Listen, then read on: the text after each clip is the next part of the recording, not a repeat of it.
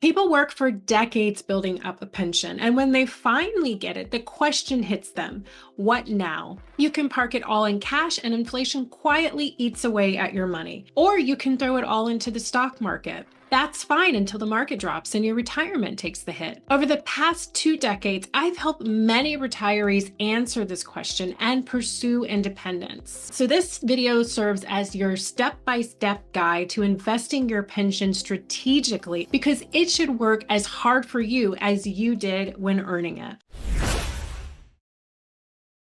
Before you even start to think about investing, you need to know what type of pension you have, because this one detail is the base of your every decision. If you have a defined benefit pension, that's the old school gold-plated kind, and you should consider yourself lucky because it is designed to pay you a fixed income for life no matter what the market does. These are rare now, and they're usually tied to government jobs or big corporations. So if you have one, you probably shouldn't touch it. You're not investing that money, you're just collecting it. But most people today have a defined contribution pension. So that's the type where you put in money, your employer puts in money as well. So you're both contributing into the pot. And that pot, the success of it depends on how the money is actually invested inside of it. That money is yours, and so is the risk. It's not managed for you. No one is promising you a set income. If you leave it in cash, then it is subject to inflation risk. You must know which one you have, because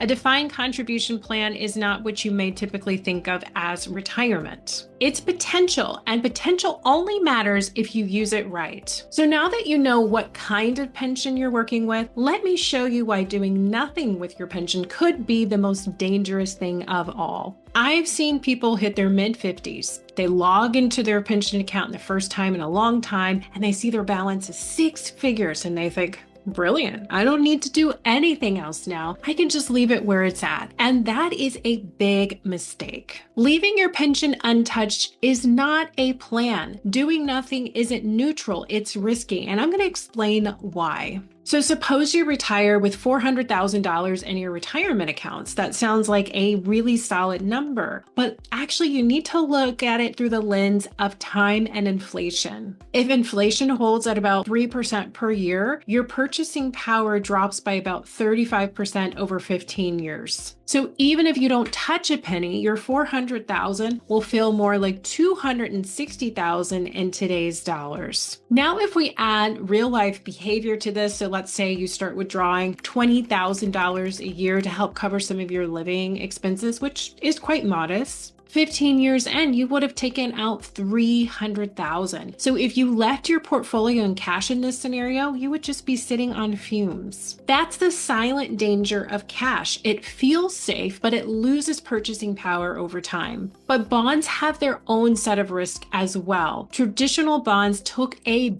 beating in 2022, having their worst year on record because interest rates rose fast and hard. However, doing nothing is not a plan, and most people don't realize that sitting in cash is like sinking, and you don't realize it until you are underwater. So the question isn't, should I invest my defined contribution pension funds? The real question is, can I afford to not invest them? Now that we've answered that, let's talk about what investing actually looks like and how to manage your pension in retirement. I recommend splitting your pension pot into 4 buckets. Each one has a job, a purpose, and a timeline. So bucket number 1 is your cash buffer. This should cover about 1 to 2 years worth of living expenses for your first few years of retirement. It's there for peace of mind and for periods when we have bad markets. So you don't have to sell your positions in your portfolio potentially at a loss. You can still pay your bills and sleep at night. Bucket number 2 is for short-term bonds and can be for your next 3 to 5 years.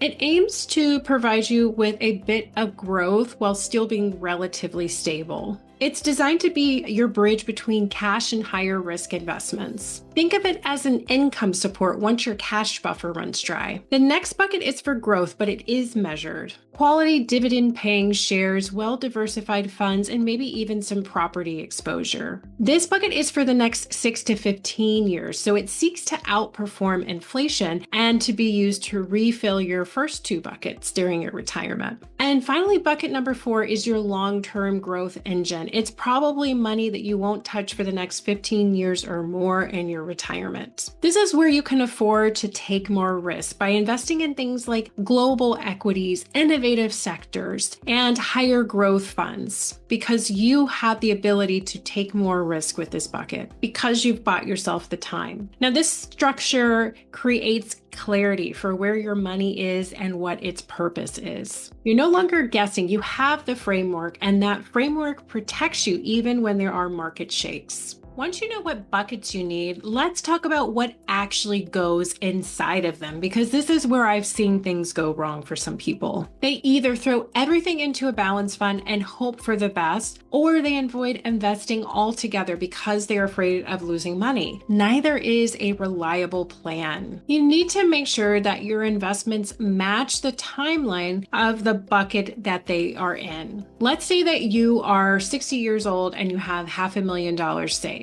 Your plan is to retire in 5 years. You're going to spend $40,000 a year, and Social Security should cover about half of your expenses. So the first thing we're going to do is match your buckets 1 and 2 with conservative options that seek to provide reliable income. Suppose we allocate $80,000 in bucket 1 and $120,000 in your bucket number 2. That's $200,000 in conservative investment vehicles like money markets, treasuries, maybe short-term bond ETFs. So the next $150,000 would go into your bucket number 3, and that could be in something like dividend-paying stocks. The final $150,000 would go into bucket number 4, so that could be invested in things like index funds, global ETFs. These are steps that help you build a balanced and sequenced portfolio. It gives your long-term money time to grow while protecting your short-term needs. Now I'll talk about annuities. And annuities are one of the most misunderstood tools in retirement. Most people hear annuities and think scam. And that's fair, because some annuities are overpriced pieces of garbage, but not all of them. Having the right type of annuity can be your safety valve. Having a simple, low-cost, immediate, or deferred income annuity is a way to invest your defined contribution plan for guaranteed income in retirement. If you have $500,000 saved, you run the numbers, you find out that you need about $2,000 a month to cover your core expenses, things like food, shelter, insurance, and whatnot. If your Social Security is covering $1,200, then you have an $800 gap that needs to be filled. This is a stress point. So instead of praying that your portfolio keeps up and covers this gap, you could take some of your defined contribution plan and put it into an annuity that will pay out a monthly income stream to cover that gap in income. And this would provide you lifetime income to fill this gap in spending. You don't need to annuitize your whole defined contribution plan. In fact, I typically do not recommend that. You can instead use it as a floor. So no matter what happens in the stock market, you can always cover your basic expenses. In 2023, annuity rates jumped to the highest level that we have seen in decades. That gave retirees higher annuity payouts to cover their monthly expenses. Here, some of you may be thinking, can I just set it up once and forget it? And the answer is, that depends. Yes, set it and forget it can work, but that depends on if you have the right settings to begin with. Most people just have their investments in the fund that it was initially default set up into when they first started their plan. And most of those are not built for retirement. They're built for accumulation phase, and you're not in that anymore once you retire. So if you're in a, let's say, a target date fund that was super aggressive when you were in your working years and now has gotten much much more conservative once you've reached that target date, that might no longer serve you. At 65, you're just drawing income and you're exposed. You need a structure. You need to know what is in each bucket and how it should be properly invested. If you're doing this yourself, you must stay engaged. This can't be a set it and forget it situation. You need to keep an eye on your withdrawals, your market exposure, and your rebalancing strategy. But if you're not going to do that, then look for a well-managed retirement solution. This can mean that you're sitting down with a professional and getting help with building your retirement income strategy. The point is, set it and forget it only works if what you've set up is built properly for this stage in life. Otherwise, you're just flying blind. And the biggest threat in retirement is not a market crash. It's often taxes. Suppose you built up $1 million portfolio that is mostly in a 401k or traditional IRA pre-tax. The problem is that most of that money is sitting in a giant tax cage. When you withdraw it, the IRS takes a cut. You don't own that full million. If you're in the 22% federal tax bracket, you're walking away with about $780,000. And then some people have to add in state taxes, and it gets worse. And it doesn't stop there. At age 73, you're required to take minimum required distribution. The IRS makes you take out a certain dollar amount every single year, whether you need that money or not. You're forced to make those withdrawals, and you have to pay taxes on it. So it could potentially bump you into a higher tax bracket, which in turn can cause your Social Security income to become taxable. Up to 85% of your Social Security benefits can be taxed. This is why tax planning is not optional. It's the lifeline of your retirement. So there are some smart moves that you can make before your RMD starts, such as doing Roth conversions. Those can help you move money out of your pre-tax bucket into the Roth bucket. You do have to pay taxes